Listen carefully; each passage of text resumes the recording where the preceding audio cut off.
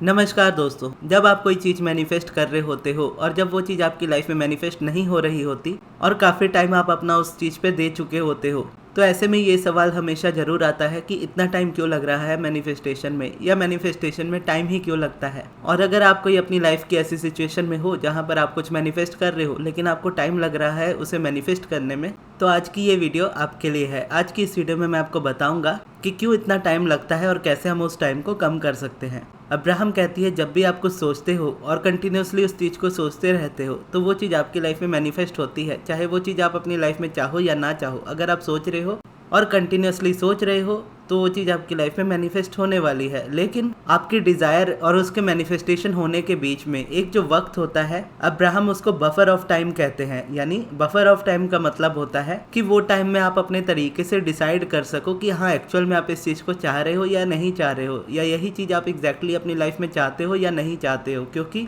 Thoughts हर वक्त कुछ ना कुछ थॉट्स तो आ ही रहे होते हैं आपके माइंड में। अगर वो इंस्टेंटली मैनिफेस्ट होने लग जाए तो हर कोई प्रॉब्लम में पड़ जाएगा, क्योंकि हर एक पर्सन हर वक्त अच्छा नहीं सोचता, कभी ना कभी उसके थॉट्स में भी डिप आता ही है।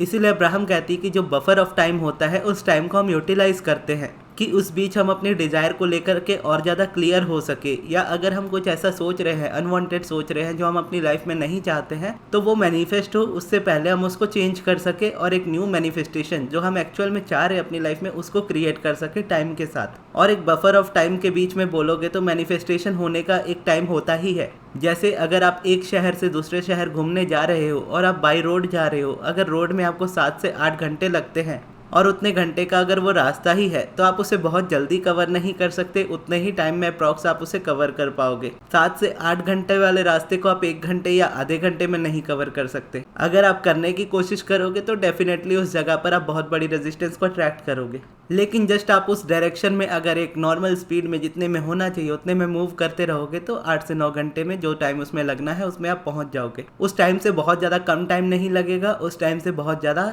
टाइम नहीं लगेगा। तो ये इसका सिंपल मतलब है। और ये बफर ऑफ टाइम लाइफ की हर चीज़ों में रहता है, और इसीलिए रहता है ताकि आप आइडेंटिफाई कर पाओ कि आप क्या चाहते हो और फिर आप उस पर अटेंशन दो। और फिर ये क्वेश्चन आता है हमारा कि हम किसी चीज़ को अगर जल्दी मैनिफेस्ट करना चाहते हैं तो वो कैसे करें। यानी जितना बफर ऑफ टाइम है उतना ही होना चाहिए, उससे ज़्यादा नहीं होना चाहिए। क्योंकि गाड़ी चलाकर एक शहर से दूसरे शहर जाने का मतलब तो समझ में आता है कि वो रास्ता हमें पता है, इतने टाइम में हम पहुंच जाएंगे। लेकिन हम जब अपने डिज़ायर को मैनिफेस्ट कर रहे होते हैं, जैसे स्पेसिफिक पर्सन है या जॉब है या करियर है या अच्छी हेल्थ है या जो भी चीज़ अपनी लाइफ में आप मैनिफेस्ट कर रहे हो वो है, बफर ऑफ टाइम तो उस जगह में भी है, लेकिन जितना है उतने में ही मैनिफेस्ट होना चाहिए, उससे ज़्यादा टाइम नहीं लगना चाहिए। तो ऐसे में क्या करें? तो ऐसे में अब्राहम कहती हैं कि जो सब्जेक्ट आपके लिए इंपॉर्टेंट है उस सब्जेक्ट पे ज़्यादा से ज़्यादा अटेंशन दें, और अटेंशन देते वक्त आप अच्छा फील करें और उस चीज़ को आप क्विकली यानी बहुत जल्दी अपनी लाइफ में मैनिफेस्ट कर लोगे। कितनी जल्दी? जितना बफर ऑफ टाइम लगता है बस उतना ही। ऐसे में फिर एक डाउट भरा क्वेश्चन और आता है कि हम किसी चीज़ के बारे में बहुत टाइम से फोकस्ड है, हम किसी चीज़ को मैनिफेस्ट कर रहे हैं और उस चीज़ के अगर हम फोकस को देखें तो हमारा दिन भर का थॉट सबसे ज़्यादा उसी चीज़ पर जाता है और इतने टाइम से हम सिर्फ उसी चीज़ के बारे में सबसे ज़्यादा सोच रहे हैं। तो ऐसे में सिर्फ अटेंशन दे करके हम उस चीज़ को कैसे मैनिफेस्ट कर सकते हैं, क्योंकि इतने टाइम से जो अटेंशन दिया है उस जगह पे मैनिफेस्टेशन तो नहीं हो रहा। तो इसका आंसर अब्राहम ये देती है कि मैनिफेस्टेशन तो हर वक्त हो रहा होता है, बस ये होता है कि आप जो चाह रहे हो या तो वो मैनिफेस्ट होगा या तो आप जो नहीं चाह रहे हो वो मैनिफेस्ट होगा। लेकिन कॉमन देखोगे तो मैनिफेस्टेशन तो है ही, और जिस तरीके से अटेंशन है उसी तरीके से मैनिफेस्टेशन है। जब आप किसी चीज़ की डिज़ायर करते हो और डिज़ायर करके आप डाउट करते हो कि ये चीज़ शायद पूरी नहीं हो सकती या मुझसे नहीं हो पाएगा, या फियर रहता है कि अगर नहीं हुआ तो क्या होगा, तो ऐसे टाइम पे आपका अटेंशन तो है उस सब्जेक्ट पे, लेकिन अटेंशन उसके अनवांटेड टॉपिक पे है। आप उस जगह पे फियर या डाउट नहीं चाहते, या सिंपल शब्दों में बोलूँ तो आप नहीं चाहते कि वो डिज़ायर आपसे दूर रहे, या आप नहीं चाहते कि वो चीज़ आपको ना मिले, लेकिन आपकी जो वाइब्रेशनल अलाइनमेंट है वो उस जगह पर नहीं है। आप डिज़ायर कर रहे हो कि मुझे ये चीज़ चाहिए, लेकिन डाउट है कि नहीं हो पाएगी, या फियर है नहीं होगा तो क्या होगा। तो इस डाउट और फियर में अगर आप देखोगे तो ये रेजिस्टेंस को क्रिएट करता है। तो ऐसे में मैनिफेस्टेशन तो जरूर होती है, लेकिन वो मैनिफेस्ट होता है जो आप नहीं चाह रहे होते, और जो आप नहीं चाह रहे होते वो यही होता है कि वो चीज़ आपसे दूर चली जाती है, आपसे और ज़्यादा दूर चली जाती है, और फिर आप अपना अटेंशन उस चीज़ पे उतना और देते हो और वो चीज़ उतना ही और दूर चली जाती है। फिर आप और अटेंशन उस चीज़ पे देते हो, क्योंकि जब रियलिटी में ये चीज़ें हो रही होती है तो आपका ऑब्जर्वेशन जा रहा होता है कि मेरा ध्यान उस चीज़ पे जा रहा है लेकिन वो चीज़ मुझसे बार बार दूर चली जा रही है।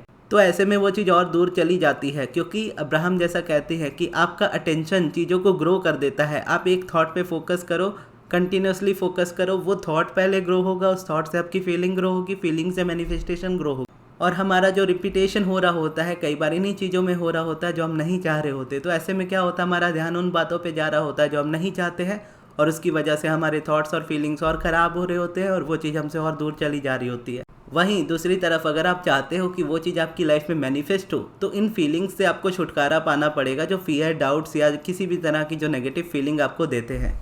और क्योंकि रियलिटी में, करंट रियलिटी में चीज़ें आपके अकॉर्डिंग नहीं हो रही, तो शिफ्ट कैसे लेकर के आओगे आप? जब रियलिटी में वो चीज़ें दिख ही नहीं रही तो चेंज कैसे करोगे उन चीज़ों को? इसी जगह पर आते हैं प्रोसेसेस, या फिर सिंपल शब्दों में बोलो तो टेक्निक्स। लेकिन टेक्निक्स भी देखोगे तो ओवरऑल उतने अच्छे से वर्क नहीं करती, क्योंकि मोस्टली लोग टेक्निक्स जब करते हैं तो उनका करने का रीज़न ये होता है कि उससे वो कुछ मैनिफेस्ट कर रहे हैं।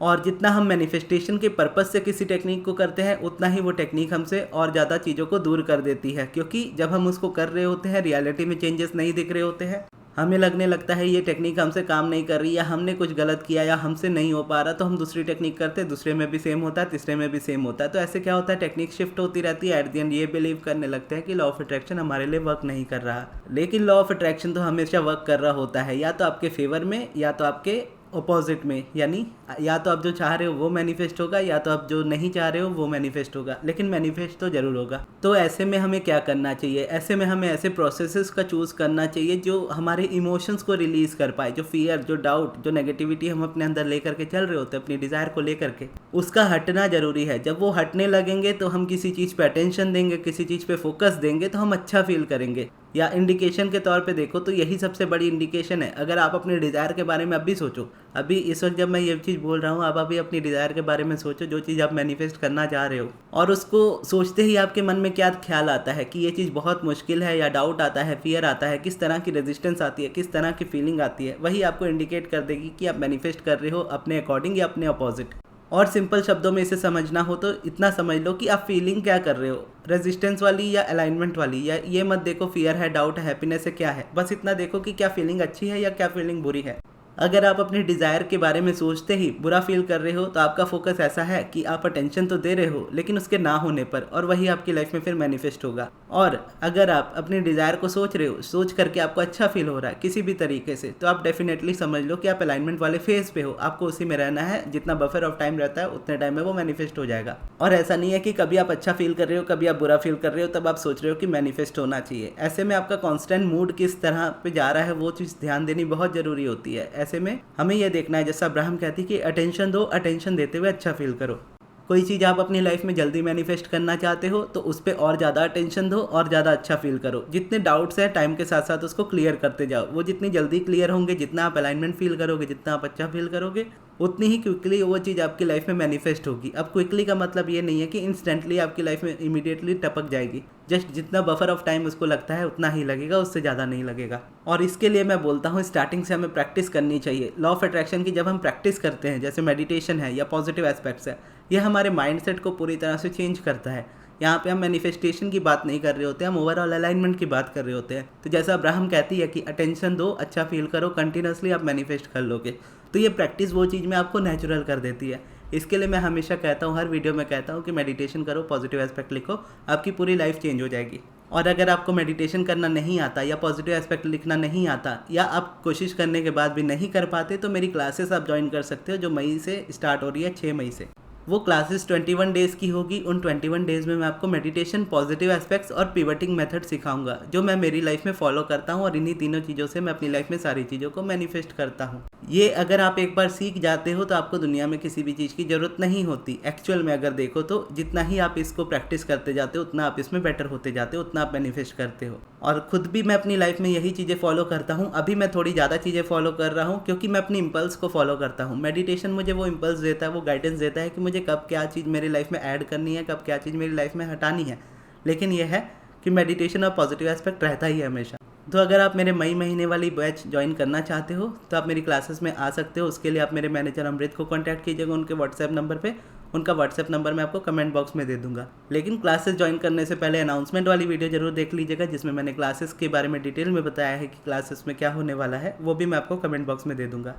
और ये वीडियो आपको कैसी लगी कमेंट बॉक्स में ज़रूर बताइएगा। अगर आपके कोई सवाल हो तो वो भी आप पूछ सकते हो कमेंट बॉक्स में। और इस वीडियो को यहाँ तक देखने के लिए बहुत बहुत धन्यवाद।